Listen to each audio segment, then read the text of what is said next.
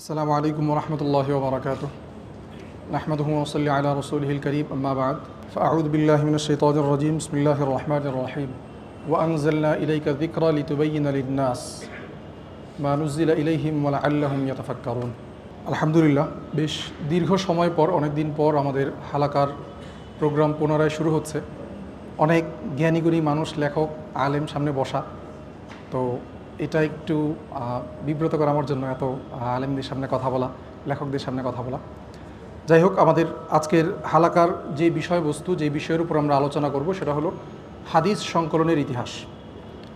হাদিস সংকলনের ইতিহাস, এই বিষয়টা নির্বাচন করার প্রথম কারণ হচ্ছে এই যে হাদিস সংকলন নিয়ে নানা সংশয়, সন্দেহ, অজ্ঞানতা আমাদের, এটা বেশ পুরাতন সময় থেকে চলে আসছে। বর্তমান সময়ে এসে এই ফিতনাটা নতুন করে মাথা চাড়া দিয়ে উঠছে যে হাদিস হয়তো যথাযথভাবে সংরক্ষিত হয়নি। তো যেহেতু হাদিস যথাযথভাবে সংরক্ষিত হয়নি, সেহেতু হাদিস কোরআন এর পর শরীয়তের মৌলিক উৎস হওয়ার যোগ্যতা রাখে না।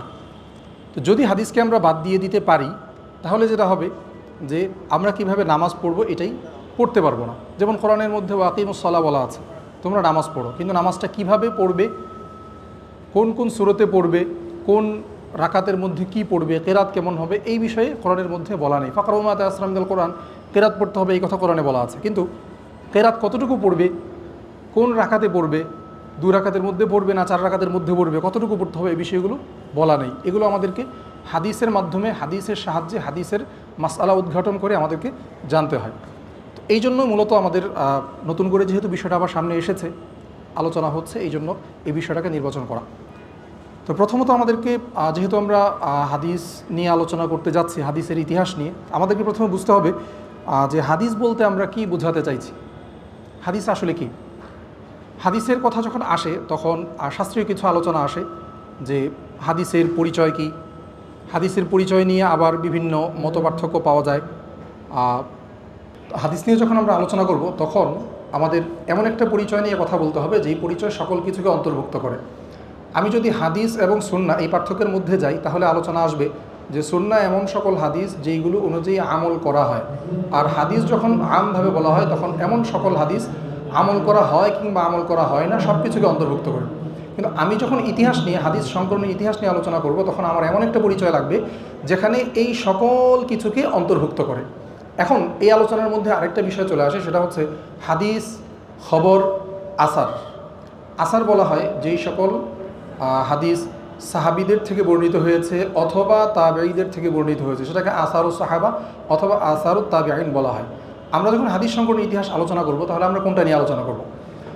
আমরা আলোচনা করব নবী সাল্লাল্লাহু আলাইহি ওয়াসাল্লামের সম্পর্কিত যেই সকল হাদিস আছে। এটার জন্য আমরা যেই পরিচয়টা সামনে রাখবো, ইমাম সাহাবী রাহমাতুল্লাহ একটা পরিচয় দিয়েছেন। ইমাম সাহাবীকে আমরা হয়তো অনেকেই চিনি, যিনি হাফিজ ইবনে হাজার আসকালানী রাহমাতুল্লাহ আলাইহির ছাত্র। আমাদের বর্তমান সময় এমন অনেকে আছে যে কিছু উস্তাদের কাছে দীর্ঘ সময়, লম্বা সময় থাকার পর একজন ছাত্র তার যথাযথ যোগ্যতা বা তার সারনিজাজটা ধারণ করতে পারেন। তো ইবনে হাজারের সারনিজাজ যারা ধারণ করতে পেরেছেন, এর মধ্যে একজন হচ্ছে হাফেজ সাহাবী রাহমাতুল্লাহ আলাইহি। তো সেই হাফেজ সাহাবী রাহমাতুল্লাহ একটা চমৎকার পরিচয় দিয়েছেন যে মা উদিফা ইলান নবী সাল্লাল্লাহু আলাইহি ওয়াসাল্লাম কাওলান আও ফিআলান আও তাকরিরান। নবী সাল্লাল্লাহু আলাইহি ওয়াসাল্লামের দিকে সম্পৃক্ত বক্তব্য, আমল, অথবা তার কোনো সম্মতি, আও সিফাতান, অথবা তার কোনো বিবরণ, নবীজি একটা আমল করেছেন অথবা নবীজির আখলাকের বিবরণ, কোনো একটা কাজ করেছেন সেটার বিবরণ, সিফাত, সেটা হাত্তাল হারাকাত ওয়াস সাকানাত, এমনকি কখন নবীজি চুপ নড়াচড়া করেছেন, কখন স্থির ছিলেন, ফিল ইয়াকাযাতি ওয়াল মানাম, এই আচরণগুলো ঘুমের মধ্যে হোক কিংবা জাগ্রত অবস্থা হোক, অর্থাৎ নবীজি সাল্লাল্লাহু আলাইহি ওয়াসাল্লামের সাথে সম্পর্কিত যত দিক হতে পারে, এই সব কিছু হচ্ছে হাদিসের পরিচয়ের অন্তর্ভুক্ত।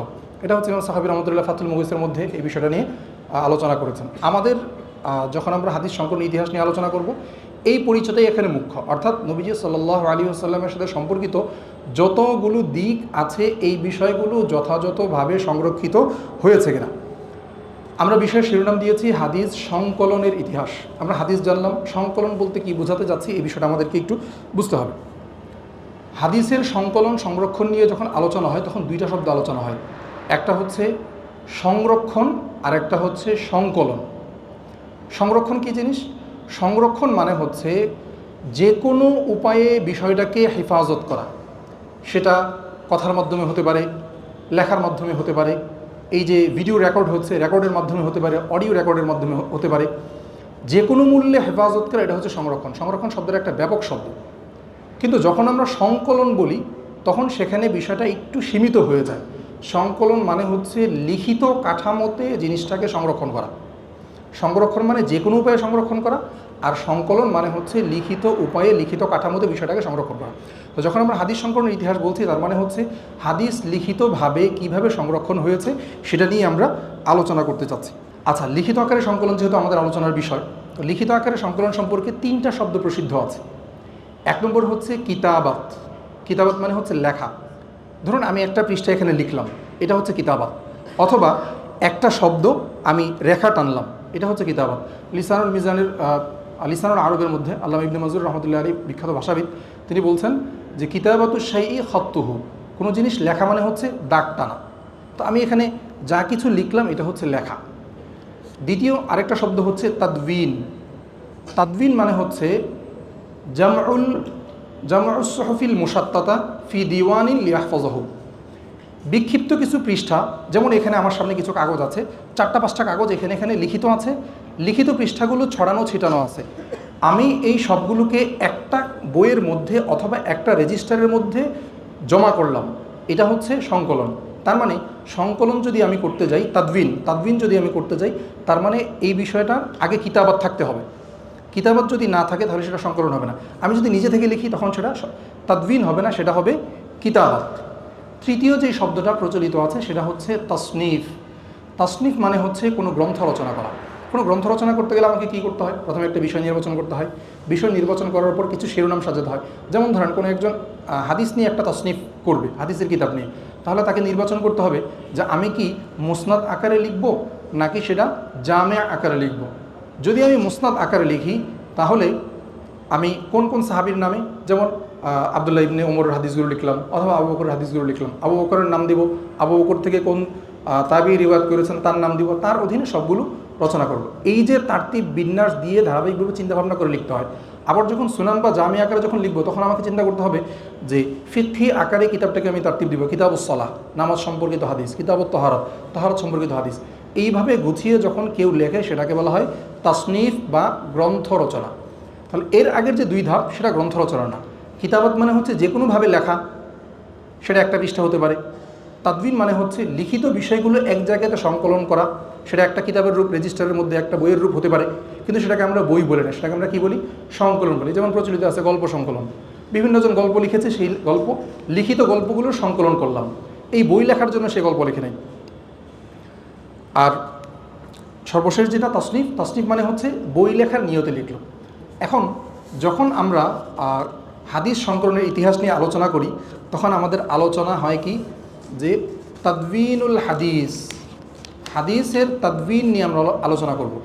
এখানে ইন্টারেস্টিং বিষয় হচ্ছে যখন আমি তাদবিনুল হাদিস নিয়ে আলোচনা করব, এই কথাটা বলি, তার মানে আমি মেনে নিয়েছি হাদিস লেখা হয়েছে, রাইট? কারণ শুরুতে আমরা বলে আসলাম যে কিতাবাত না থাকলে তাদবিন হয় না। আগে একটা জিনিস 5টা পৃষ্ঠা এখানে লেখা আছে, তাহলে আমি তাদবিন যখন করলাম 5টা পৃষ্ঠাকে জমা করে 5টা পৃষ্ঠায় যা লেখা আছে এক কিতাবের মধ্যে নিয়ে আসলাম। তাহলে আগে কিতাবাত থাকতে হবে, এরপরে হচ্ছে তাদবিন। এখন যারা এই হাদিস সংকলন নিয়ে প্রশ্ন তোলেন, সেটা বুঝে হোক না বুঝে হোক, ইন্টারেস্টিংলি তারা এই কথাটা বলেন যে আমরা তাদবিনুল হাদিস নিয়ে আলোচনা করছি, হাদিস সংকলন নিয়ে আলোচনা করছি। তার মানে তারা অজ্ঞাতভাবে এই কথাটা মেনে নিচ্ছেন যে হাদিস আগে কিতাবাত হয়েছে, লিখিত হয়েছে, সেই লিখিতটা সংকলন হয়েছে কিনা সেটা নিয়ে হচ্ছে আলোচনা। আচ্ছা, এখন আমাদের এই হাদিস সংকলনের ইতিহাস কেন জানতে হবে? এটা খুব সহজ বিষয় যে কোরআনের পর শরীয়তের দ্বিতীয় প্রধান উৎস হচ্ছে হাদিস।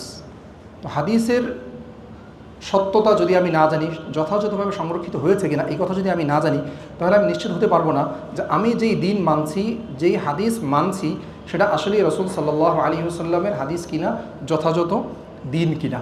এখন এই জিনিসটা জানার 2টা মাধ্যম হতে পারে। এই যে হাদিস সংকলনের ইতিহাসটা যে যথাযথভাবে নবীজি থেকে এসেছে কিনা, এটা জানার 2টা পদ্ধতি হতে পারে। একটা হচ্ছে যারা নির্ভরযোগ্য যেই সকল ব্যক্তি এই ইতিহাসটা জানেন তিনি আমাকে সংবাদ দিবেন যে হ্যাঁ, এই কোরআনের পর হাদিস যথাযথভাবে সংরক্ষিত হয়েছে, আমরা এর উপর বিশ্বাস রাখতে পারি। যে কোনো নির্ভরযোগ্য সংবাদের ক্ষেত্রে নির্ভরযোগ্য ব্যক্তির উপর আমরা আস্থা রাখি। এই হিসেবে আমরা সাধারণত সালাফদের উপর, ওলামায়ে কেরামের উপর, ইতিহাসবিদদের উপর আস্থা রেখে আমরা এটা বিশ্বাস করি যে হ্যাঁ, যথাযথভাবে সংরক্ষিত হয়েছে। এটা হচ্ছে প্রথম ধাপ। দ্বিতীয় ধাপ হচ্ছে যে না, আমি জানলাম, শুনলাম যে সংরক্ষিত হয়েছে, আমি এবার এই ইতিহাসটাই জানার চেষ্টা করি। সেটা হয়তো বই পড়ে, অথবা কারো পুরো বিস্তারিত ইতিহাসটার আলোচনা শুনে, কিংবা এনিহাও আমি জানার চেষ্টা করলাম জ্ঞানতাত্ত্বিকভাবে যে হ্যাঁ, হাদিস সংকলনটা কিভাবে হয়েছে। তো আমরা মূলত এই দ্বিতীয় পর্যায়টি নিয়ে আলোচনা করছি। আমরা তো জানি যে হাদিস সংকলন যথাযথভাবে হয়েছে, মোটামুটি সবারই আমাদের এই বিশ্বাস আছে। এখন কিভাবে হয়েছে, এটাই হচ্ছে আমাদের আলোচনার বিষয়। শুরুতে বলেছিলাম যে হাদিস সংরক্ষণ এবং হাদিস সংকলন দুই ধরনের বক্তব্য আলোচনা হয়। তো হাদিস সংরক্ষণ হয়েছে তিনভাবে। একটা হচ্ছে হিফজের মাধ্যমে, মুখস্থকরণের মাধ্যমে। দুই নম্বর হচ্ছে তাআমুল, অর্থাৎ নবী সাল্লাল্লাহু আলাইহি ওয়াসাল্লাম যেই হাদিসগুলো বলেছেন সাহাবায়ে কেরাম সেগুলো আমল করেছেন, তাদেরকে দেখে তাবেঈরা আমল করেছেন। এটা হচ্ছে তাআমুল, আমলের পরম্পরা দেখে দেখে সেটাকে আমলের মাধ্যমে সংরক্ষণ হওয়া। আমল সংরক্ষিত হয়েছে, সেইভাবে হাদিসটাও সংরক্ষিত হয়ে গেছে। তৃতীয় হচ্ছে ওই যে লিখিতভাবে সংরক্ষণ করা, যেটার আমরা তিনটা রূপ পিছনে আলোচনা করলাম। তো আমাদের এখানে আলোচনার বিষয় হচ্ছে লিখিত আকারে সংরক্ষণ করা। তো মুখস্থ করার দুই একটা উদাহরণ যদি আমরা এখানে সামনে আনি, যে বিশেষভাবে আব্দুল্লাহ ইবনে আমর ইবনে আস রাদিয়াল্লাহু আনহুর কথা এখানে বলতে হয়। তিনি হাদিস এত বেশি মুখস্থ করতেন, তিনি বলেন যে হাফিজতু আন রাসূলিল্লাহি সাল্লাল্লাহু আলাইহি ওয়াসাল্লাম আলফা মাসালিন। শুধু হাদিস না, নবী যে কথা বলতে গিয়ে বিভিন্ন সময় বিভিন্ন এই যে প্রবাদ বাক্য বলেছেন, উদাহরণ বলেছেন। এই যে প্রবাদ বাক্য এবং উদাহরণ, নবীজির কাছ থেকে শুধু প্রবাদ বাক্য এবং উদাহরণ আমি 1000 মুখস্থ করেছি। এটা ছিল আব্দুল্লাহ ইবনে আমর ইবনে আস রাদিয়াল্লাহু আনহুর কথা। পাশাপাশি আরও কি ছিল, তিনি নবীজির কাছ থেকে যত হাদিস ছিল সেগুলো লিখতেন, আবার সবগুলো মুখস্থ করতেন। তিনি বলেন কুনতু আকতুবু কুল্লা শাইইন সামিআতুহু মিন রাসূলিল্লাহি সাল্লাল্লাহু আলাইহি ওয়াসাল্লাম ওয়া উরিদু হিফযাহু। নবীজির কাছ থেকে আমি যতগুলো হাদিস শুনেছি সবগুলো লিখেছি, আমার উদ্দেশ্য ছিল লেখার দ্বারা সেগুলো মুখস্থ করা।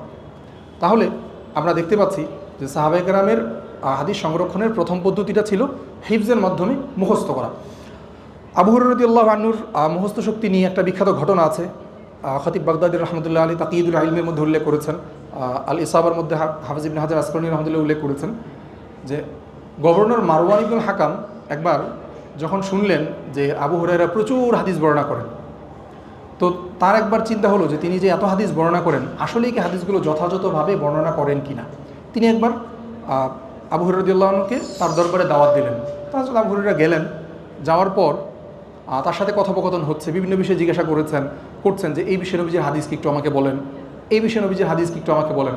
তো হযরত আবু হুরায়রা হাদিস বলছেন।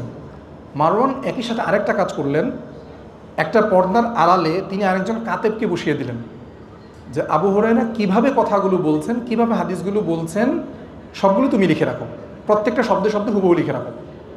সেই কাতেব হযরত আবু হুরায়রা সবগুলো কথা হুবহু শব্দে শব্দে লিখে রাখলেন। ঠিক এক বছর পর মারওয়ান আবার তাকে ডাকলেন যে আসলে ঘটনাটা বাস্তবতাটা কী, সে কি নিজে থেকে বানিয়ে বলে নাকি আসলেই নবীজির হাদিস সে যথাযথভাবে হিফজ করে বলছে। আবার ডাকলেন, আবার ডেকে একই বিষয়ে তাকে আবার জিজ্ঞাসা করতে থাকলেন। পর্দার আড়ালে যে কাতেব ছিল সে বসে বসে তার যে দফতর ছিল, খাতা ছিল, রেজিস্টারে বসে বসে বিলাচ্ছে। এক বছর আগে হযরত আবু হুরায়রা যেই শব্দে হাদিসগুলো বলেছেন, এক বছর পর হযরত আবু হুরায়রা ঠিক সেভাবে সেই শব্দে হাদিসগুলো বলে গেছেন। তখন হযরত মারওয়ানের সেই স্থির বিশ্বাস হলো যে না, আসলেই হযরত আবু হুরায়রা যে হাদিসগুলো বলছেন যথাযথভাবে হিফজ এবং মুখস্থ করেই বলছেন। এর বাইরে যদি আমরা সালাফদের যুগের কথা দেখি, এই আলোচনা আমরা দীর্ঘায়িত করবো না, কারণ সালাফদের যুগে প্রচুর পরিমাণ হাদিস মুখস্থ করেছেন। হাফেজে হাদিসদের নিয়ে ইমাম যাহাবী রাহমাতুল্লাহ আলাইহি একটা কিতাবে লিখেছেন তাজকিরাতুল হুফাজ, হাফেজে হাদিসদের জীবনী। এই তাজকিরাতুল হুফাজে প্রচুর ঘটনা আছে, সিয়ার আলামিন নুবালার মধ্যে প্রচুর ঘটনা আছে, তাহজিবুল কামালের মধ্যে প্রচুর ঘটনা আছে। যেই সকল মুহাদ্দিস হাদিস মুখস্থ রাখতেন না, শুধু লিখিত রাখতেন, এই বিষয়টাকে অন্য মুহাদ্দিসদের নিকট দোষণীয় মনে করা হতো। লিখিত অবশ্যই থাকবে, কোনো সমস্যা নেই, কিন্তু তার স্মরণ শক্তি বা হিফজ থাকতে হবে। যে কারণে আমরা দেখি হাদিস দুর্বল হওয়ার, জাইফ হওয়ার একটা অন্যতম কারণ হচ্ছে একজন রাবির হিফজের মধ্যে, জব্তের মধ্যে দুর্বলতা। কারো যদি হিফজের মধ্যে স্মরণশক্তির মধ্যে দুর্বলতা থাকে তাহলে সেই হাদিসের মধ্যেও দুর্বলতা চলে আসে। দ্বিতীয় যে পদ্ধতি ছিল হাদিস অনুযায়ী তাআমুল নিয়ে এখানে আলোচনা করা আমাদের বিষয় না, আমাদের মূল আলোচনার বিষয় হচ্ছে যে লিখিত আকারে যেই সংরক্ষণ হয়েছে। তো লিখিত সংরক্ষণের 3টা ধাপ আমরা বলেছিলাম, যে কিতাবাত, তাসনিফ এবং তাদবিন। তো কিতাবাতের যে বিষয়টা আমরা মূলত আজকে আলোচনা করব শুধু কিতাবাত নিয়ে, তাসনিফ এবং তাদবিন নিয়ে আলাদা পর্ব হবে ইনশাআল্লাহ। যে কিতাবাতের যে বিষয়, আমাদের একটা পুরা আলোচনা খোলাসা মাথায় রাখতে হবে, সেটা হচ্ছে নববী যুগে যতগুলো হাদিস সংকলন হয়েছে সেটাকে তাসনিফের পর্যায়ে তো পড়ে না, তাদবিনের পর্যায়ে পড়ে এবং কিতাবাতের পর্যায়ে পড়ে। মৌলিকভাবে মেইনলি এটা কিতাবাত ছিল, এরপরে কিছু কিছু পুস্তিকা তাদবিনের পর্যায়ে পড়ে, কিন্তু মোস্টলি এটা ছিল হলো কিতাবাত পর্যায়ে।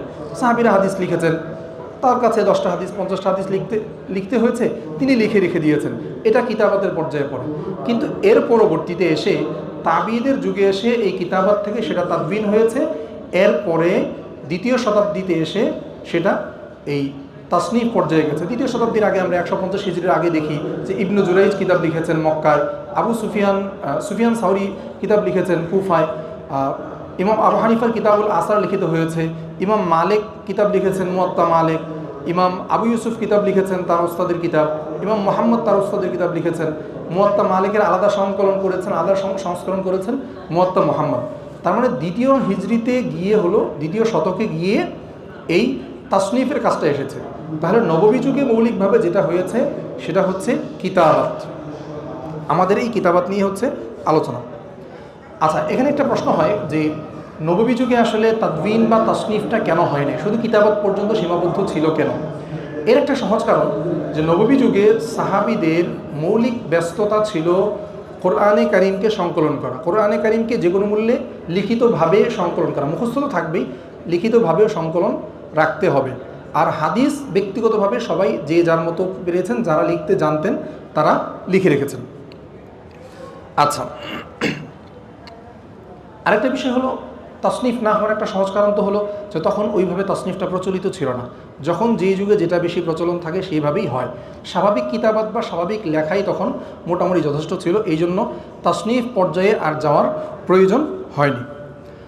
আচ্ছা, এখন হাদিস তাদবিন নববী যুগে মানে ব্যাপকভাবে তাদবিন না হওয়ার কিছু কারণ বলা হয়। মৌলিকভাবে 2টা কারণ আমরা এখানে আলোচনা করব। এই কারণের বাস্তবতা কি? 1 নম্বর কারণ হচ্ছে বলা হয় যে নবী সাল্লাল্লাহু আলাইহি ওয়াসাল্লাম হাদিস লিখতে নিষেধ করেছেন, এই জন্য হাদিসের তাদবিন হয় নাই। 2য় কারণ বলা হয় যে হাদিস লেখার জন্য যে লেখার মতো মানুষের কমতি ছিল, আবার লেখার উপকরণের কমতি ছিল। এই 2টা কারণের আসলে বাস্তবতা কি? 1 নম্বর কথা হচ্ছে যে প্রথম যে কারণ বলা হয়েছে যে হাদিস লিখতে নবীজি নিষেধ করেছেন, এই কথা সত্য। সহিহ বুখারীর হাদিস, নবী সাল্লাল্লাহু আলাইহি ওয়াসাল্লাম বলেন যে হাদিস লা তাকতুবু আন্নী শাইআন ইল্লাল কুরআন, তোমরা কেউ কোরআন ছাড়া আমার কাছ থেকে অন্য কোনো কিছু লিখবে না। ফামান কাতাবা আন্নী গায়রাল কোরআন ফালইয়ামহু, কোরআন ছাড়া তোমরা যদি অন্য কোনো কিছু লিখে থাকো তাহলে সেটা মুছে ফেলো। ওয়াহাদিসু আন্নী ওয়ালা হারাজা, আমার কাছ থেকে মৌখিকভাবে হাদিস বর্ণনা করে, এতে কোনো সমস্যা নেই, কিন্তু তোমরা লিখো না। সহিহ বুখারী এবং মুসলিমের হাদিস। এখন নবীজি নিষেধ করেছেন, এই নিষেধাজ্ঞার কথা সত্য, তাহলে যদি সত্যই হয়ে থাকে তাহলে পরবর্তীতে হাদিস লিখলেন কেন? এখন এখানে একটা ইন্টারেস্টিং বিষয় হচ্ছে, এই হাদিস যারা বর্ণনা করেছেন, হাদিসের নিষেধাজ্ঞা, হাদিস লিখতে নিষেধাজ্ঞা সংক্রান্ত যারা কথা হাদিস বর্ণনা করেছেন, মৌলিকভাবে 3জন সাহাবী প্রসিদ্ধ: আবু সাঈদ খুদরি, যায়েদ বিন সাবিত, হযরত আবু হুরায়রা। ইন্টারেস্টিং বিষয় হচ্ছে এই 3জনই স্বতন্ত্রভাবে হাদিস সংকলন করেছেন। তারাই বর্ণনা করছেন যে হাদিস লেখা যাবে না, পরবর্তীতে তারা নিজেরাই আবার হাদিসের সংকলন তৈরি করছেন। ইমাম হযরত আবু হুরায়রার হাদিস তো আলাদাভাবে নববী যুগেই সাহাবীদের যুগে সংকলিত হয়েছে। সহিফাত হাম্মাম ইবনে মুনাব্বিহ, যেটা আমাদের কাছে খুব প্রসিদ্ধ সহিফা, সেটা তার ছাত্র হাম্মাম ইবনে মুনাব্বিহ সংকলন করেছেন হযরত আবু হুরায়রার হাদিস। হযরত আবু হুরায়রা নিজেও হাদিস সংকলন করেছেন। আচ্ছা, এই যে নিষেধাজ্ঞার বাস্তবতা আসলে কি? এই নিষেধাজ্ঞাটা মূলত ব্যাখ্যা সাপেক্ষ। ওলামায়ে কেরাম অনেক ব্যাখ্যা দিয়েছেন, মৌলিকভাবে 2টা ব্যাখ্যা।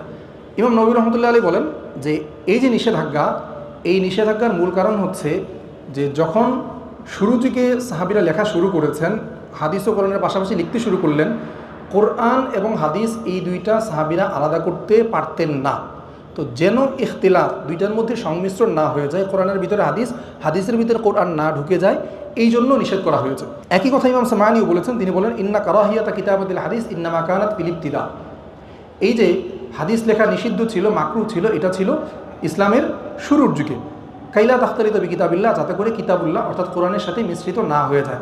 ফালাম্মা ওয়াকাআল আমনু আনিল ইখতিলাত, যখন এই মিশ্রিত হয়ে যাওয়ার ব্যাপারে নিরাপদ হয়ে গেল যে না এখন আর মিশ্রিত হবে না, জাযাতিল কিতাবাতু, তখন থেকে হাদিস লেখা সেটা বৈধ হয়ে গেছে। দ্বিতীয় ব্যাখ্যা যেটা বলা হয় সেটা হচ্ছে যে সাহাবীদের কেউ কেউ কোরআনের পাশে হাদিস লিখে রাখতেন। কোরআনের আয়াত লিখেছেন, এটার পাশে একই কাগজের মধ্যে হাদিস লিখে রাখছেন। দুইটা প্রায় সিমিলার ব্যাখ্যা।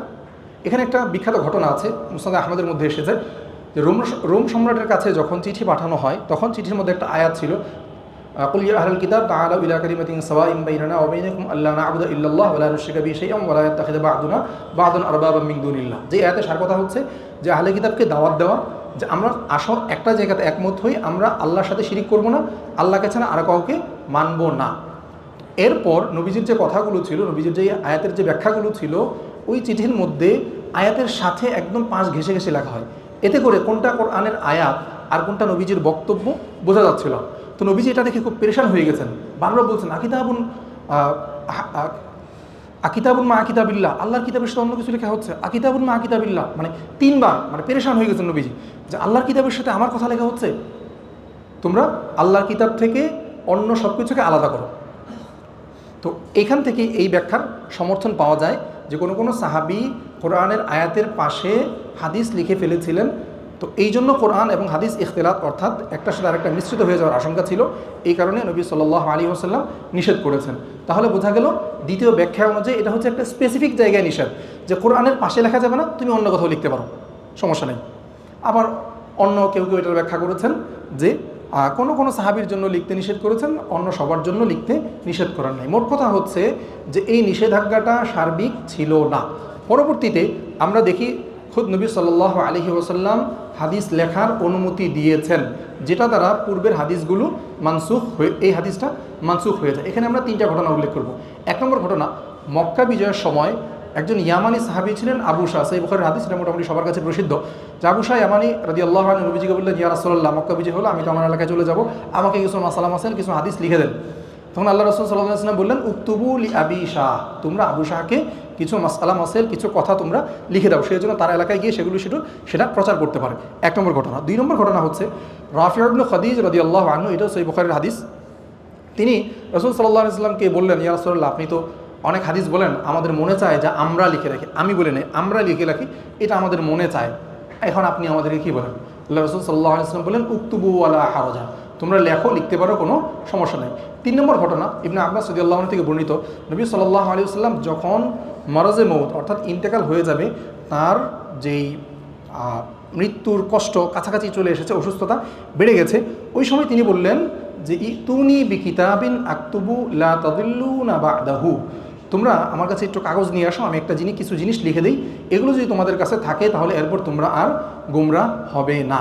তাহলে বোঝা যাচ্ছে নবী সাল্লাল্লাহু আলাইহি ওয়াসাল্লাম নিজেই লেখার অনুমতি দিচ্ছেন, লেখার নির্দেশ দিচ্ছেন, আবার নিজেও লিখতে চাচ্ছেন। তাহলে বোঝা গেল এই যে নিষেধাজ্ঞা, এটা নির্দিষ্ট একটা হয়তো স্পেসিফিক সময় ছিল, অথবা নির্দিষ্ট একটা স্পেসিফিক পরিস্থিতি পরিপ্রেক্ষিতে ছিল। তো যখন এটা চলে গেছে, পরবর্তীতে এই নিষেধাজ্ঞাটা আর বাকি থাকে না। তাহলে দ্বিতীয় কারণ যেটা বলা হলো যে লেখার পর্যাপ্ত জনবল নাই, পর্যাপ্ত উপকরণ নেই।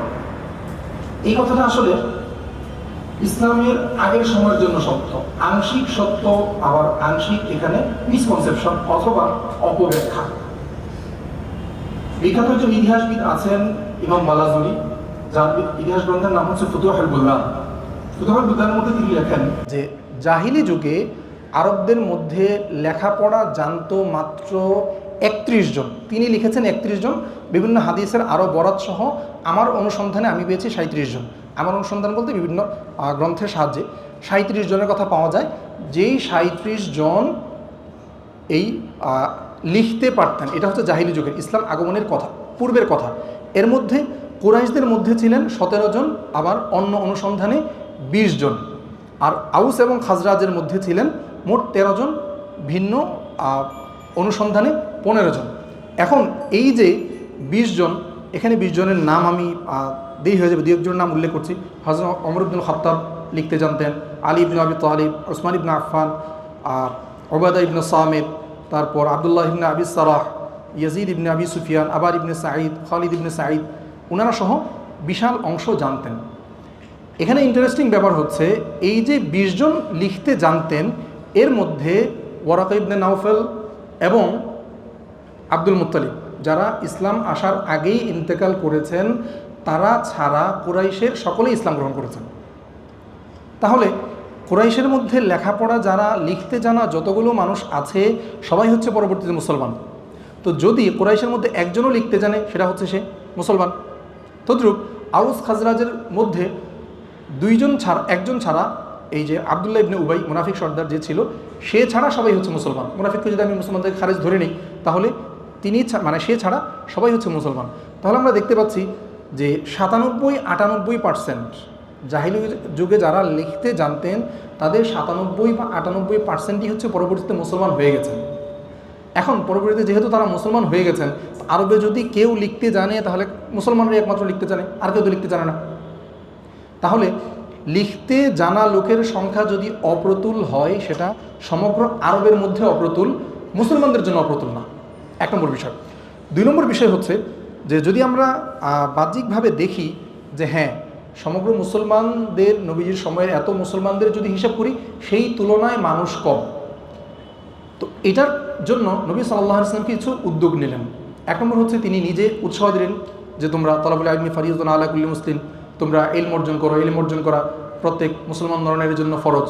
তো যেহেতু ইলম সংরক্ষণ করতে হবে, সেটার জন্য লিখতেও হবে, তো এটার অধীনে এটাও চলে আসে। এরপর নবীজি কী করলেন? নিজে লেখা শেখানোর ব্যবস্থা করলেন 2 জায়গায়।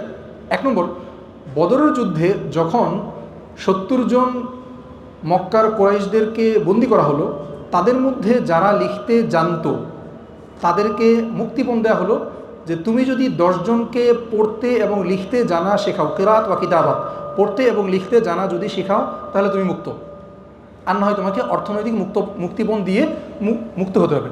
তার মানে নবীজি মূলত এই মুক্তিপণটাকে যদি আমরা অর্থমূল্য ধরি, অর্থমূল্য দিয়ে কাফেরদের থেকে মুসলমানদেরকে এই লেখা এবং পড়া শেখাচ্ছেন। কেন? কোরআন এবং হাদিস সংকলন করতে যেন সুবিধা হয়। 1 নম্বর। 2 নম্বর কী করলেন? আমরা সুফার কথা জানি। সুফা হচ্ছে মসজিদ নবীর এরকম একটা খোলা চত্বর ছিল, যেখানে খেজুর গাছের ছাউনি দিয়ে চত্বর করা ছিল। সেখানে গরিব সাহাবিরা থাকতেন, এখানেই থাকতেন। এখানেই সামর্থ্যবান সাহাবিরা, অন্য সাহাবিরা তাদের খাবার দাবারের ব্যবস্থা করতেন। এখানে তাদের একমাত্র কাজ ছিল নবী সাল্লাল্লাহু আলাইহি ওয়াসাল্লামের কাছ থেকে হাদিস শিখতেন। হাদিস থেকে পাওয়া যায় যে একসাথে 70-80 জনও সুফায় অবস্থান করতেন। সর্বমোট সংখ্যা অনেক বেশি, এগুলো নিয়ে হাদিস পাওয়া যায়, ইতিহাস পাওয়া যায়। তবে একসাথে 70-80 জন গ্রহণ করতেন। এদের মধ্যে তাদেরকে লেখা শেখানোর জন্য রাসূল সাল্লাল্লাহু আলাইহি ওয়াসাল্লাম 2 জনকে নিয়োগ দেন, 2 জন সাহাবীকে। একজন হচ্ছে আব্দুল্লাহ ইবনে সাঈদ ইবনে আস, আরেকজন হচ্ছে উবাদা ইবনুস সামিত। উবাদা ইবনুস সামিত বলেন যে কুনতু ওয়াল্লিমু নাসাম মিন আহলি সুফা আল কিতাব ওয়াল কোরআন।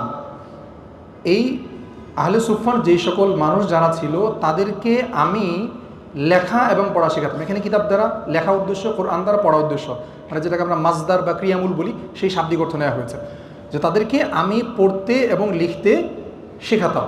তাহলে এখানে স্পষ্টই দেখা যাচ্ছে যে মুসলমানদের মধ্যে যেন লিখতে পড়তে জানা লোকের সংখ্যা বাড়ে, এই জন্য নবীজি চেষ্টা করেছেন, উদ্যোগ নিয়েছেন। এখানে আরও ইন্টারেস্টিং ব্যাপার হচ্ছে, মুসলিম সাহাবী, নারী সাহাবীদের মধ্যে একজন সাহাবী ছিলেন শিফা বিনতে আব্দুল্লাহ রাদিয়াল্লাহু আনহু।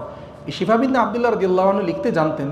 নবী সাল্লাল্লাহু আলাইহি ওয়াসাল্লাম শিফা বিনতে আব্দুল্লাহকে বললেন যে তুমি উম্মুল মুমিনিন হাফসাকে লিখতে শেখাও, তুমি যেহেতু লিখতে জানো, হাফসাকে লিখতে শেখাও, যাতে করে নারীদের মধ্যেও এই লেখার প্রচার হয়।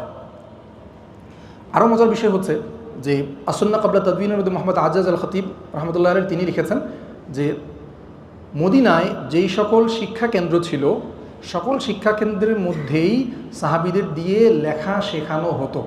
তাহলে আমি যদি নবীজির পুরো সময়টা চিন্তা করি, হয়তো শুরুর যুগে লেখক সংখ্যা কম ছিল, কিন্তু যখন শেষ দিকে গেছে তখন তো আর সেটা লেখক সংখ্যা কম থাকে নাই। বদর থেকে শুরু হলো, বদরের বন্দীদের থেকে লেখা শেখানো শুরু হলো, এরপর আসহাবে সুফাকে লেখা শেখালেন, বিভিন্ন মসজিদে বাচ্চাদেরকে লেখা শেখাচ্ছেন। তাহলে লিখতে জানা লোকের সংখ্যা আসলে কম না। আচ্ছা, আরেকটা বিষয় কি বলা হয় যে লেখার উপকরণ কম ছিল। এটার উদাহরণ, এই যে আপত্তিটা খুব একটা ভ্যালিড না।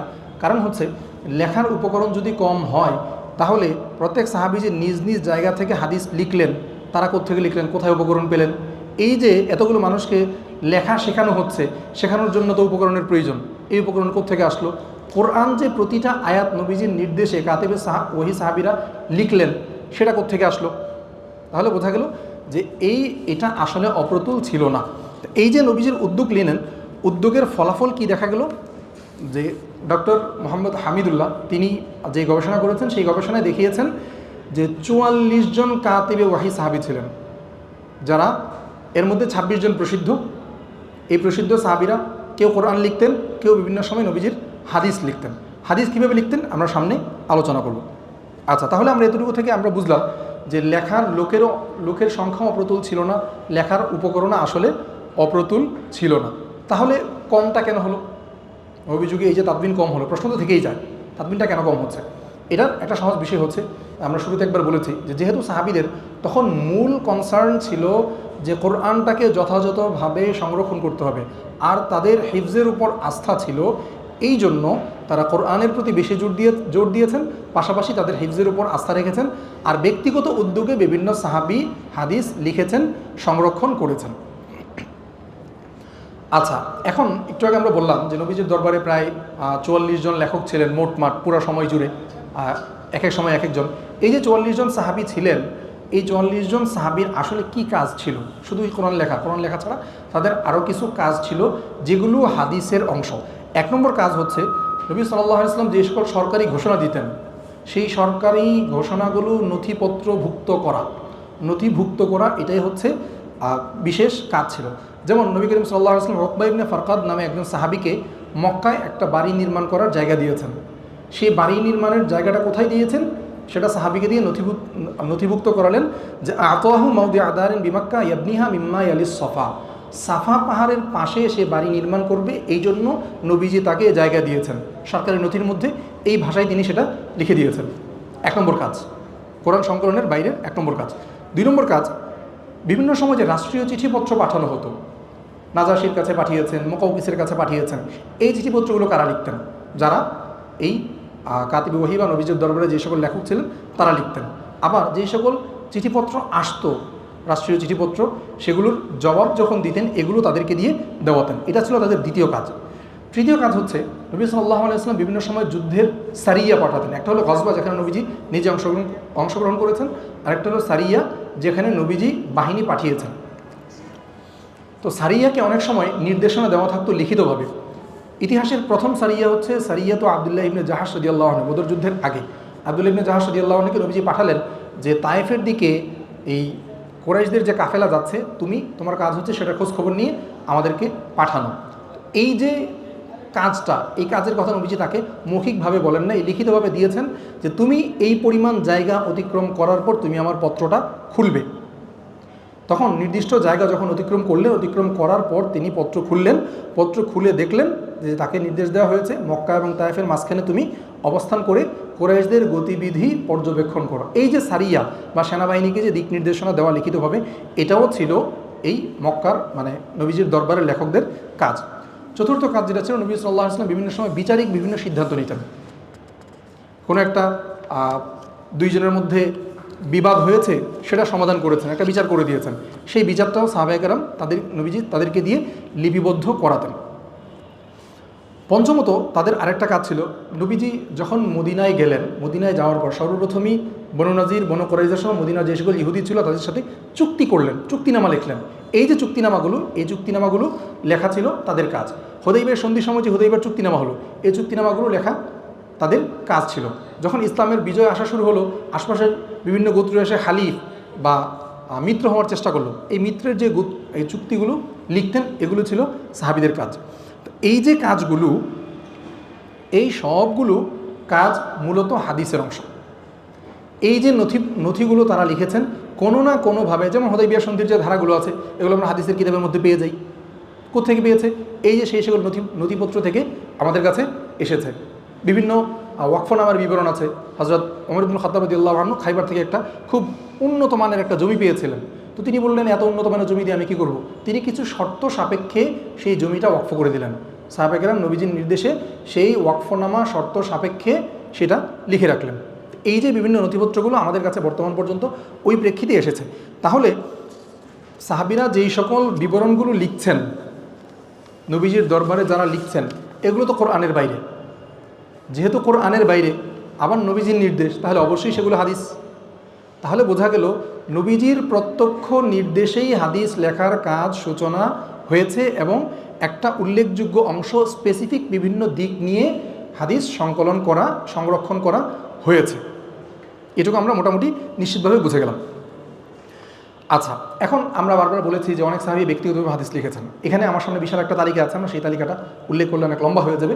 আমরা দুইজন সাহাবীর কথা বিশেষভাবে উল্লেখ করব, আবু হুরায়রা রাদিয়াল্লাহু আনহু এবং আব্দুল্লাহ ইবনে আমর ইবনে আল-আস রাদিয়াল্লাহু আনহু। আব্দুল্লাহ ইবনে আমর ইবনে আল-আস রাদিয়াল্লাহু আনহুর অবস্থা কী ছিল? তিনি বলেন, কুনতু আকতুবু কুল্লা শাইইন আসমাহু মিন রাসূলিল্লাহি সাল্লাল্লাহু আলাইহি ওয়াসাল্লাম। রাসূল সাল্লাল্লাহু আলাইহি ওয়াসাল্লামের কাছ থেকে আমি যত হাদিস শুনতাম সবগুলো লিখে রাখতাম, কোনো হাদিসই আমি বাদ দিতাম না। উদ্দেশ্য কী ছিল? অবৈধ হাফিজ মুখস্থ করার উদ্দেশ্য ছিল, কিন্তু তিনি লিখিত রাখতেন। মুজাহিদ ইবনে জাবর, বিখ্যাত একজন মুফাসসির, বিখ্যাত মুফাসসিরদের একজন, তিনি বলেন যে একবার আমি আব্দুল্লাহ ইবনে আমরের কাছে গেলাম, গিয়ে তার বালিশের নিচে একটা বই দেখলাম, বইয়ের মতো। আমি সেটা বের করলাম। তিনি বললেন যে না, এটা তুমি ধরো না। আমি জিজ্ঞাসা করলাম যে এটা কি? তিনি বললেন যে আমি সারা জীবনে নবীজির কাছ থেকে যতগুলো হাদিস শুনেছি সবগুলো এটার ভিতরে সংরক্ষিত, সংকলিত আছে। আচ্ছা, এখন বিষয় হলো আব্দুল্লাহ ইবনে আমর রাদিয়াল্লাহু আনহুর হাদিস সংকলন হযরত আবু হুরায়রার চেয়েও বেশি ছিল। হযরত আবু হুরায়রার কত হাদিস ছিল? হযরত আবু হুরায়রার হাদিসের কথা বর্তমানে পাওয়া যায় 5374। গণনার সংখ্যার কারণে সংখ্যা একটু এদিক ওদিক হতে পারে, 5000 প্লাস মোটামুটি এটা পাওয়া যায়। তাহলে আমরা বলতে পারি যে আবু হুরায়রার হাদিস যদি 5000 হয়, আব্দুল্লাহ ইবনে আমরের হাদিস 5000-এর চেয়ে বেশি হবে। কেন? হযরত আবু হুরায়রা নিজে বলছেন যে মা মিন আসহাবিন নবী সাল্লাল্লাহু আলাইহি ওয়াসাল্লাম আহাদুন আকসারা হাদিসাম মিন্নি ইল্লা আব্দুল্লাহ ইবনে আমর ইবনে আল-আস লিআন্নাহু কানা ইয়াকতুবু ওয়া লা আকতুবু। সকল সাহাবীদের মধ্যে আব্দুল্লাহ ইবনে আমর ইবনে আল-আস ছাড়া আমার চেয়ে বেশি হাদিস কেউ জানে না। কারণ কি? আব্দুল্লাহ ইবনে আমর সবসময় লিখতো, কিন্তু আমি শুরু দিকে লিখতাম না। যেহেতু আমি শুরু দিকে লিখতাম না, এই জন্য আমার থেকে আব্দুল্লাহ ইবনে আমরের সংকলনটা বেশি। তাহলে 5300-র চেয়ে বেশি হওয়ার কথা আব্দুল্লাহ ইবনে আমরের হাদিস, তাই তো? এটাই তো আমাদের যুক্তি বলে। এখন এখানে একটা ইন্টারেস্টিং ফ্যাক্ট আছে, সেটা হলো যে আমরা দেখি যে আব্দুল্লাহ ইবনে আমরের হাদিস যেগুলো আমাদের কাছে এসেছে সেটা হযরত আবু হুরায়রার চেয়ে কম। এটার দুইটা কারণ। এক নম্বর কারণ হচ্ছে হযরত আবু হুরায়রা রাদিয়াল্লাহু আনহু তার মূল কাজই ছিল ইসলাম গ্রহণের পর থেকে নিয়ে ইলম অর্জন করা এবং তালিম দেওয়া, তাআল্লুম হাসিল করা, তালিম দেওয়া। নবীজির কাছ থেকে তাআল্লুম, নিজে ইলম শিখেছেন, এরপরে তার ব্যস্ততা ছিল সবাইকে শুধু ইলম বিলিয়েছেন, ইলম বিতরণ করেছেন। এটা ছিল তার সমগ্র জীবনের মূল ব্যস্ততা। আব্দুল্লাহ ইবনে আমর ইবনে আল-আস তিনি মদিনা থেকে অন্য জায়গায় সরে গেলেন, বিভিন্ন জায়গাতে তার জায়গা নির্দিষ্ট ছিল না, এক এক সময় এক এক জায়গায় বসবাস করতেন। আর অন্যান্য ব্যস্ততার কারণে তার তালিমের পরিমাণটা কম ছিল, যেই কারণে তার হাদিসটা ছড়িয়েছে কম। যেমন আমাদের বর্তমানে এমন অনেক হয় যে অনেক আলেম, অনেক বড় আলেম, তার নিজের অনেক সংকলন, অনেক কিছু লেখালেখি আছে, কিন্তু সেটা প্রকাশিত না। কিন্তু আবার তার চেয়ে কম জ্ঞান সম্পন্ন আলেম, তার প্রচুর বই, কিংবা কম জ্ঞান সম্পন্ন একজন মানুষ মুসলিম, তার প্রচুর বই আছে। কেন? তিনি সেটা প্রচার করছেন। তো আব্দুল্লাহ ইবনে আমর ইবনে আল-আসের বিষয়টা ছিল এমন, তিনি সেটা প্রচার করেন নাই। আচ্ছা, এখানে একটা ইন্টারেস্টিং বিষয় আমাদেরকে জানতে হবে, সেটা হচ্ছে যে 5000, 7000, লক্ষ লক্ষ হাদিস, নবীজির যুগে কি এতগুলো হাদিস সংকলিত হয়েছে, এতগুলো হাদিস তারা সংরক্ষণ করেছেন? এটা বোঝার জন্য আমাদেরকে একটা মৌলিক বিষয় বুঝতে হবে। এখানে একটা আলোচনা হচ্ছে, মোটামুটি এখানে 40-50 জন মানুষ আছি আমরা। এখান থেকে আমি যেই কথাগুলো বলছি, 50 জন যখন সেটা বর্ণনা করবে, তাহলে আমার থেকে সেই ঘটনাটা বর্ণনা করলো 50 জন, তাহলে সনদ হয়ে গেল কয়টা? 50টা। এখন এই 50 জন তো আরও 50 জনের কাছে বর্ণনা করলেন, তারা যখন আরও 100 জনের কাছে বর্ণনা করবেন, সেখানে সনদ হয়ে যাবে আরও বেশি। 50 থেকে ওখানে যদি আরও 20টা সনদ বাড়ে, তাহলে 70। তাহলে এইভাবে সনদ বাড়তে থাকে। তো একই হাদিস আবু হুরায়রা থেকে 10 জন ছাত্র শুনেছেন, 10 জন বর্ণনা করার কারণে সেটা 10টা হাদিস হয়ে গেছে। মূলত হাদিসের সংখ্যা বৃদ্ধিটা এভাবে হয়েছে। এই জন্য আমরা অনেকে দেখব যে সেই বুখারী এবং মুসলিমের আলাদা অনেকে হাদিস গণনা করেছেন যে তাকরার, পুনরাবৃত্তি হাদিসগুলো বাদ দিয়ে কয়টা হাদিস আছে সেগুলো হিসাব করলে কেউ কেউ দেখিয়েছেন বুখারীতে হয়তো 3000, 4000, কেউ 2000, গণনার ভিন্নতা হিসেবে এক একজন এক একটা দেখিয়েছেন। তো সাহাবীদের থেকে আমাদের সময়ের যদি হাদিস হিসাব করি 5,000 7,000, তাহলে আমাদের কাছে বিষয়টা একটু অনেক বড় মনে হবে। সাহাবীদের সময় হাদিসের সংখ্যাগুলো এত বেশি ছিল না। পরবর্তীতে সনদের মাধ্যমে হাদিসের সংখ্যাগুলো বেড়েছে। আচ্ছা, তো এই হলো সাহাবীদের ব্যক্তিগত পর্যায়ের তৎপরতা। এখন নববী যুগে, আমরা আলোচনা প্রায় শেষ পর্যায়ে চলে এসেছি, নববী যুগেই বেশ কিছু সংকলন প্রস্তুত হয়েছে। সেটাকে আমরা কিতাবাত থেকে তাদবিনও বলতে পারি, অথবা কিতাবাত পর্যায়েও বলতে পারি। মূল কথা, নববী যুগে কোনোটা নববীর প্রত্যক্ষ নির্দেশে, কোনোটা পরোক্ষভাবে সাহাবীদের নিজস্ব উদ্যোগে সংকলিত হয়েছে। আমরা যদি নবীজির প্রত্যক্ষ নির্দেশে কোন সংকলন তৈরি হয়েছে এটার কথা বলি, নবী সাল্লাল্লাহু আলাইহি ওয়াসাল্লাম কিতাবুস সাদাকা ওয়াজ যাকাত নামে একটা কিতাব হাদিস সংকলন করিয়েছেন। কেন সংকলন করিয়েছেন? বিভিন্ন অঞ্চলে মুসলিম সাম্রাজ্যের নবীজির যুগে যে সকল অঞ্চলগুলো ছিল সেখানে গভর্নরদের কাছে পাঠাবেন, তারা যেন নিজ নিজ অঞ্চলে এই হাদিসগুলো বাস্তবায়ন করতে পারে, বিধানগুলো বাস্তবায়ন করতে পারে। কিন্তু নবী সাল্লাল্লাহু আলাইহি ওয়াসাল্লাম এটা সংকলন করার পর পাঠানোর আগে ইন্তেকাল করেন। তো পরবর্তীতে হযরত আবু বকর, হযরত ওমর, 4 খলিফা এই অনুযায়ী এটা প্রচার করেছেন। তাহলে আমরা 1 নম্বর পেয়ে গেলাম যে কিতাবুস সাদাকা রাসূল সাল্লাল্লাহু আলাইহি ওয়াসাল্লাম নিজেই সেটা লিখিয়েছেন। এটা সহিহ বুখারী মুসলিম সহ আমাদের হাদিসের নির্ভরযোগ্য গ্রন্থাবলীতেই এই বিবরণটা এসেছে। 1 নম্বর। 2 নম্বর হচ্ছে বিখ্যাত যে হাদিসের সংকলন, সেটা হচ্ছে আস-সাহিফাতুস সাদিকা। আমরা এই যে আব্দুল্লাহ ইবনে আমর ইবনে আল-আসের কথা বারবার বলছি, আব্দুল্লাহ ইবনে আমর ইবনে আল-আসের যে সংকলন সেটার নাম হচ্ছে আস-সাহিফাতুস সাদিকা। আর তিনি তো বলেছেন, আমার জীবনে যত হাদিস শুনেছি সব এই জায়গাতে সংকলন করে দিয়েছি। যেহেতু তিনি হাদিস ওইভাবে ব্যাপকভাবে বর্ণনা করেন নাই, এই জন্য আমাদের কাছে কম পৌঁছেছে। তবে তাহজিবুত তাহজিবের মধ্যে ইয়াহিয়া ইবনে মাইন এবং আলী ইবনুল মাদিনী, বিখ্যাত দুই মুহাদ্দিস, তাদের বক্তব্যের মাধ্যমে আমরা জানতে পারি যে একটা সনদ আছে আমর ইবনে শুআইব আন আবিহি আন জাদ্দিহি। যারা হাদিস সম্পর্কে ঘাটাঘাটি আছে আমরা দেখব, আমর ইবনে শুআইব আন আবিহি আন জাদ্দিহি। এই আমর ইবনে শুআইব হচ্ছে আব্দুল্লাহ ইবনে আমর ইবনে আসের নাতি। এই সনদে যতগুলো হাদিস বর্ণিত আছে সবগুলো এই আস-সাহিফাতুস সাদিকার হাদিস। তাহলে এই আস-সাহিফাতুস সাদিকার হাদিস, এই সনদে মোটামুটি 500-র মতো হাদিস পাওয়া যায়। সকল হাদিস গ্রন্থগুলো মিলিয়ে মোটামুটি 500-র মতো হাদিস পাওয়া যায়। তো তাহলে মোটামুটি 500 হাদিস আমাদের কাছে তার কাছ থেকে আস-সাহিফাতুস সাদিকা পৌঁছেছে। 3 নম্বর, সাহিফাতু হাম্মাম ইবনে মুনাব্বিহ, যেটার এই প্রাচীন পাণ্ডুলিপি সর্বপ্রথম বের করেছেন ডক্টর মোহাম্মদ হামিদুল্লাহ সাহেব, সম্ভবত 1958 খ্রিস্টাব্দে বা এই কাছাকাছি সময়টাতে তিনি বের করেছেন। সেটার উপর বিখ্যাত তিনি গবেষণা করে অন্যান্য নথিপত্রের সাথে মিলিয়ে বের করেছেন। বর্তমানে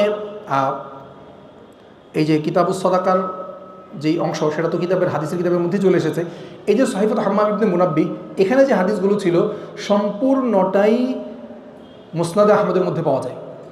সাহিফাতু হাম্মাম ইবনে মুনাব্বিহর যতগুলো হাদিস আছে সবগুলো হাদিস মুসনাদে আহমদের পদ্ধতি কি? একজন সাহাবীর নাম বর্ণনা করবে, এই সাহাবী থেকে এই তাবির নাম বর্ণনা করবে, তাবির সকল হাদিস উল্লেখ করবে। হযরত আবু হুরায়রার ছাত্র ছিলেন হাম্মাম ইবনে মুনাব্বিহ। হযরত আবু হুরায়রার সকল হাদিস তিনি যেটুকু পেরেছেন এখানে বর্ণনা সংকলন করেছেন।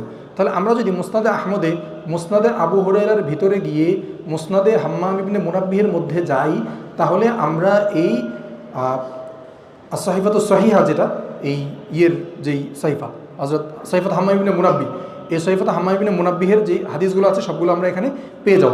4 নম্বর যে সাহিফার কথা আমরা আলোচনা করবো সেটা হচ্ছে সাহিফাতু আলী ইবনে আবি তালিব। বর্তমানে এটা তাহকিক করে বের হয়েছে, আমি নিজেও দেখার সুযোগ হয়েছে আলহামদুলিল্লাহ। তো এই আলী ইবনে আবি তালিবের যে কথা, এটা সহিহ বুখারীর মধ্যেও আছে। একজন আব্দুল্লাহ ইবনে আবি জুহাইফা তাকে জিজ্ঞাসা করলেন যে আপনার কাছে কি কিতাবুল্লাহ ছাড়া আপনার কাছে আর কোনো পুস্তক আছে কিনা, পুস্তিকা আছে কিনা, নবীজিকে আপনাকে স্পেশালি কোনো কিছু দিয়ে গেছেন কিনা? তখন তিনি বললেন যে লা ইল্লা কিতাবুল্লাহ আও ফাহমুন ওয়াতিহাউ রাজুলুল মুসলিম আও মা ফি হাদিহিস সাহিফা। তিনি বললেন যে 3টা জিনিস আছে। আল্লাহ রাসূল যে কিতাব দিয়ে গেছেন সেটা তো আছেই, একজন মুমিন হিসেবে আল্লাহ আমাকে যে বিবেক দিয়েছেন সেটা আমার কাছে আছে, আকল আছে। 3 নম্বর হচ্ছে আমার হাতে যে পুস্তিকাটা দেখতে পাচ্ছ এই পুস্তিকা আছে। তো 3টাকে জিজ্ঞাসা করলেন মা ফি হাদিস সাহিফা, এই সাহিফার মধ্যে কি আছে? তিনি বললেন যে আল আকলু ওয়া ফিকাকুল আসির ওয়ালা ইউক্তালু মুসলিমুন বিকাফিরিন। মূলত দিয়াত এবং কিসাস এই সংক্রান্ত যেই বিধান আছে, এই সংক্রান্ত কিছু বিধান নবীজি হাদিস বলেছেন, সেই হাদিসগুলো আলী ইবনে আবি তালিব রাদিয়াল্লাহু আনহু সংকলন করেছেন। এই যে নবীজির যুগে আরও অনেকগুলো সংকলন হয়েছে, বিশেষ করে সাহিফাতু আনাস ইবনে মালিকের কথা বলা যায়। আনাস ইবনে মালিক রাদিয়াল্লাহু আনহু 10 বছর নবী সাল্লাল্লাহু আলাইহি ওয়াসাল্লামের খেদমত করেছেন। তো তখন তিনি সেই হাদিসটা লিখেছেন। তিনি তার সেই সংকলন সম্পর্কে মন্তব্য করেছেন যে হাদিস সামিআতুহা মিনান নবী সাল্লাল্লাহু আলাইহি ওয়াসাল্লাম ফাকাতাবতুহা ওয়া আরজতুহা। তিনি তার ছাত্রদেরকে সংকলন দেখিয়ে বললেন, এই যে সংকলনটা দেখতে পাচ্ছ, এর ভিতরে যা আছে এগুলো আমি নবীজির কাছ থেকে শুনেছি, এগুলো এখানে আমি ধারাবাহিকভাবে গুছিয়ে লিখে রেখেছি। তো তাহলে এই যে সংকলনগুলো ছিল, এগুলো আমরা কিতাবাত পর্যায়ের চেয়ে আরেকটু উপরে পর্যায়ে, তাদবিন পর্যায়ে যদি আমরা ব্যাপকভাবে বলতে নাও পারি, কিতাবাত তো অবশ্যই তাদবিন পর্যায়ের কাছাকাছি। মৌলিকভাবে মূল কথা যেটা লিখিতভাবে হাদিস সংকলন, সেই লিখিতভাবে হাদিস সংকলন নববী যুগেই শুরু হয়েছে। এটা হচ্ছে আমাদের আজকের আলোচনার সার কথা, এবং এতক্ষণকার আলোচনা থেকে এটাই আমরা দেখতে পেলাম। এখন এর বাইরে আরও দুইটা আলোচনা আছে, সেটা হচ্ছে যে তাদবিন আমরা যে শব্দের যে পার্টিকুলারলি আমরা যে শব্দগুলো আলাদা করলাম, যে কিতাবত বলে আমরা একটা পার্ট আলাদা করলাম, তাদবিন বলে আলাদা করলাম, তাসনিফ বলে আলাদা করলাম। তাদবিন এবং তাসনিফ যে পার্ট আছে, এটা নিয়ে আমরা ইনশাল্লাহ পরবর্তী কোনো হালাকায় আলোচনা করব। আল্লাহ তাআলা যে সকল আলোচনাগুলো হলো, এর মধ্যে যা কিছু ভালো আছে সেগুলো থেকে আমাদেরকে উপকৃত হওয়ার তৌফিক দান করুন, আর এখানে যা কিছু ভুল এবং ক্ষতিকর আছে এগুলো থেকে আল্লাহ তাআলা আমাদেরকে রক্ষা করুন। আমিন। আসসালামু আলাইকুম ওয়া রাহমাতুল্লাহি ওয়া বারাকাতুহু।